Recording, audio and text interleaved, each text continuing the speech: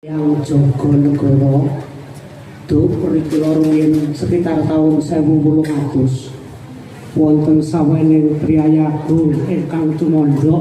wonten tlatah Ngulut lan Gedhogan niki piyambakipun ngaken ingkang asma Jogonegoro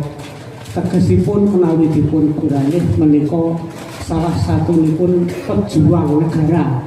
kados dene Pak Tentara, Pak Polisi, Pak Perangkat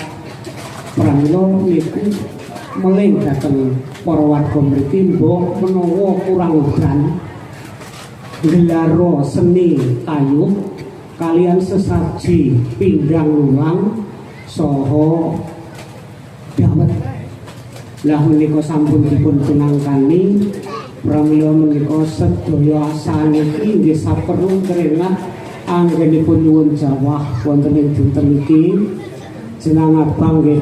kaos hormat dhateng Ibu Bumi Bapak Kang Akoso ingkang damel seni tayub lan ritual adat ugi cumandhakipun Eyang Jogonegoro lan Eyang Santika wonten mriki